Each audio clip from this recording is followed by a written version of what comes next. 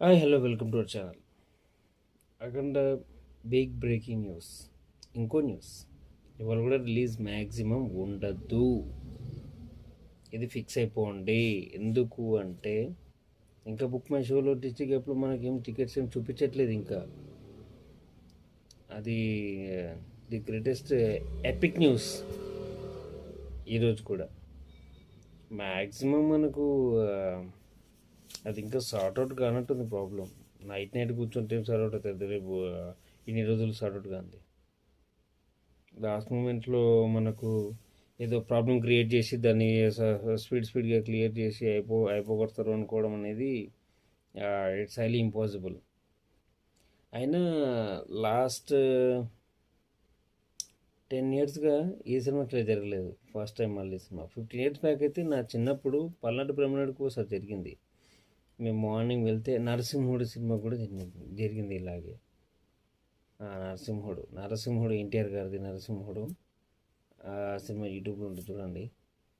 అప్పుడు ఇక leave it, అది వేరే టాపిక్.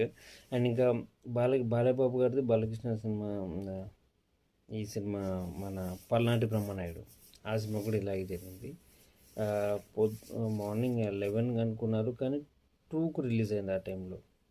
అప్పుడు కూడా సేమ్ సిచ్యువేషన్ అనుకుంటా. ఫైనాన్షియల్ లావాదేవీలు ఏం లేదండి. ఫైనాన్షియల్గా మనకు ఫైనాన్షియల్ దగ్గర తీసుకుంటారు కదా, అది క్లియర్ చేయండి ఇది మనకు రిలీజ్ కానివ్వరు. ఇప్పుడు కూడా సేమ్ అదే ప్రాబ్లం, అదే సిచ్యువేషన్ మనకు వచ్చింది. వచ్చేసింది. అది పెద్ద బిగ్ బ్రేకింగ్ అయిపోయింది. ప్రీమియర్స్ లేకుండా డే 1 మంచి రికార్డ్స్ వస్తుండే. సినిమా బాగుంటే ఆటోమేటిక్గా రేపు మార్నింగ్ నుంచి కూడా హైప్ వస్తుంది. కానీ ప్రీమియర్స్ పడితే అది ఫిక్స్ అయిపోతారు కొందరు.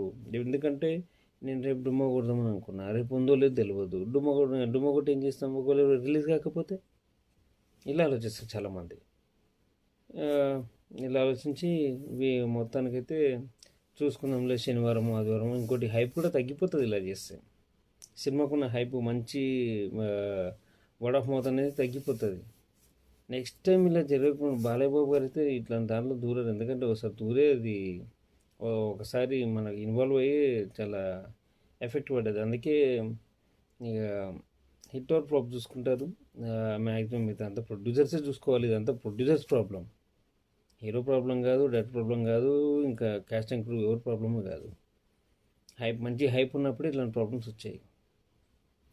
చూద్దాం, లెట్స్ వెయిట్ అండ్ సీ. 11 తర్వాత మళ్ళీ